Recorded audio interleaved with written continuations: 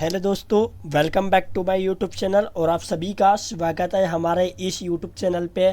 तो हम यहाँ पे बात करने वाले हैं माननीय मध्य प्रदेश उच्च न्यायालय ग्रुप डी वैकेंसी 2021 के ड्राइवर, स्वीपर, चौकीदार, जलवाहक, माली वृत्ति के लिए जिनने फॉर्म फिल किया है और जिनका इंटरव्यू है उनके लिए महत्वपूर्ण प्रश्न ये होने वाले हैं।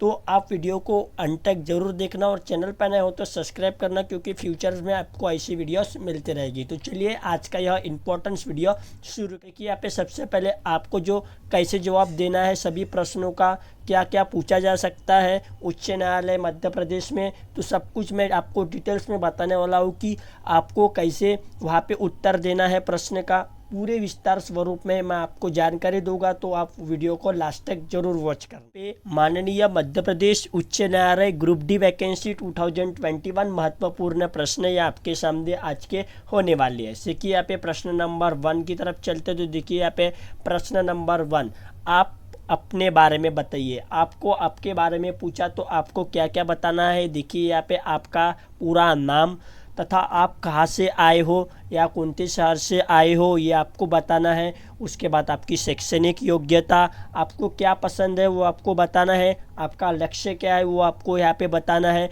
और आपको क्या पसंद है और क्या आपके इसमें हॉबीज़ है वो आपको यहाँ पे बताना है। यह आपके बारे में आपको सभी जानकारी देनी है। देखिए यहाँ पे क्वेश्चन नंबर 2 है। देखिए यहाँ पे ये भी आपसे पूछा जा सकता है, आपने कहाँ तक पढ़ाई की है। तो देखिए आपने 12वीं तक पढ़ाई की है तो आप बोल सकते हैं सर मैं 12वीं तक पढ़ा हूँ। आपने ग्रेजुएशन किया है तो आप बोल सकते हैं सर मैंने ग्रेजुएशन तक पढ़ा हूँ। आपने 10वीं पास की है या 8वीं पास की है तो आप बोल सकते हैं सर मैं 8वीं तक पढ़ा हूँ। आपकी पढ़ाई जितनी हुई है हाईएस्ट क्वालिफिकेशन वो आपको वहाँ पे बताना होगा। इसके बाद देखिए यहाँ पे क्वेश्चन नंबर 3 की ओर चलते हैं।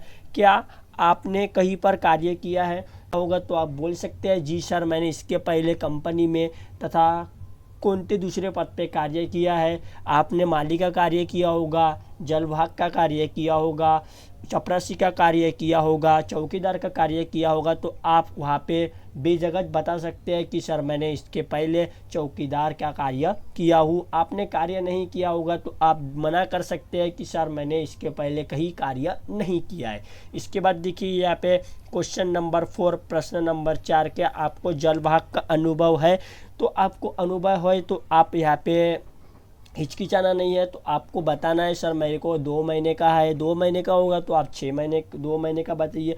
6 महीने का होगा तो आप 6 महीने का बताइए। आपके पास 1 साल का अनुभव है तो आप 1 साल का अनुभव बताइए। आपके पास अनुभव नहीं है तो आप बोल सकते हैं जी सर मुझे इस काम का अनुभव नहीं है। आप ऐसा प्रश्न का उत्तर वहाँ पे दे सकते हैं। उसके बाद देखिए यहाँ पे प्रश्न नंबर 5 की ओर चलते हैं। तो देखिए यहाँ पे आपने उच्च शिक्षा ग्रहण की है तो आप अन्य जॉब के लिए अप्लाई क्यों नहीं करते। तो आप इसका आंसर आपके पास रहना अति महत्वपूर्ण है, क्योंकि आपको यह प्रश्न पूछा तो आपके पास इसका आंसर रहना चाहिए। तो मैं इसका आंसर अपने हिसाब से आपको बताता हूँ कि इसका आंसर आपको वहाँ पे कैसे देना है। तो देखिए यहाँ पे इंटरव्यूअर ने आपसे यह क्वेश्चन किया, आपने उच्च शिक्षण ग्रहण किया है तो आप अन्य जॉब के लिए अप्लाई क्यों नहीं करते। तो आप सब तो ये प्रश्न का आपको उत्तर ऐसा देना है कि यहाँ पे सर कोई सी भी जॉब छोटी या बड़ी नहीं होती, मुझे यह जॉब मिलती है तो ये मेरा सौभाग्य होगा और मैं अन्य जॉब के लिए भी प्रयास करूँगा और यहाँ पे मेरा सिलेक्शन नहीं होता है तो मैं इससे ज़्यादा मेहनत आगे की जॉब को करूँगा। आप इस प्रश्न का उत्तर ऐसा दे सकते हैं। इसके बाद देखिए यहाँ पे प्रश्न नंबर 6 की ओर चलते हैं। देखिए यहाँ पे प्रश्न नंबर 6 है। देखिए यहाँ पे आपको यह कार्य जॉब नहीं मिलती है तो आप क्या करोगे। तो देखिए यहाँ पे आप इस प्रश्न का जो उत्तर है उस ऐसा दे सकते हैं कि सर मुझे यह जॉब नहीं मिलती है तो यह मेरा दुर्भाग्य होगा, मैं अगली जॉब के लिए इससे भी ज़्यादा मेहनत करूँगा और जो गलतियाँ मैंने इसमें की है उसे सुधारने की पूरी कोशिश अपनी तरफ से करूँगा। इसका आंसर आप इस सटीकता से दे सकते हैं। इसके बाद देखिए यहाँ पे प्रश्न नंबर 7 की ओर चलते हैं। तो देखिए यहाँ पे प्रश्न नंबर 7, इन पदों पर कार्य करने को आपको कोई संकोच तो नहीं है। तो देखिए यहाँ पे भाई आपने फॉर्म फिलअप किया है तो आपको कोई संकोच नहीं रहना चाहिए उस जॉब को कि वो जॉब छोटी है, प्यून की जॉब है, ऐसा आपको वहाँ पे नहीं बोलना है। जो आपके मन में है वो जॉब है भाई तो आपको करनी है। आपको प्यून की हो, चौकीदार की हो, आपने जिसमें फॉर्म फिल किया है उसमें आपको जॉब मिलती है तो आपका यह सौभाग्य होगा। तो आपको इन पदों पर कार्य करने का कोई संकोच तो नहीं बनना चाहिए मेरे तरफ से। आप वहाँ पे आपका सिलेक्शन होता है तो आप वहाँ पे 101% नौकरी करें, वहाँ पे प्रमोशन भी होते हैं। इसके बाद देखिए यहाँ पे प्रश्न नंबर 8 की तरफ चलते हैं। तो देखिए यहाँ पे इन पदों के लिए रोजाना ड्रेस पहनने में आपको कोई संकोच तो नहीं होगा। देखिए यहाँ पे भाई अपन कॉलेज का ड्रेस तो पहनते ही है, वैसे ही आपको वहाँ पे भी ड्रेस पहनना पड़ेगा तो आपको कोई संकोच वहाँ पे नहीं होना चाहिए। तो आप इस प्रश्न का उत्तर ऐसे दे सकते हैं कि सर मुझे ड्रेस पहनने में कोई संकोच नहीं होगा। इसके बाद देखिए यहाँ पे प्रश्न नंबर 9। तो देखिए यहाँ पे क्या आप घरेलू कार्य कर लेते हैं? तो जी हाँ सर, मैं घरेलू कार्य कर लेता हूँ, ऐसा आपको यहाँ पे प्रश्न का उत्तर देना है। और सभी प्रश्न का उत्तर आपको पॉजिटिव वे में देना है, निगेटिव वे में कोई भी प्रश्न का आंसर नहीं देना है।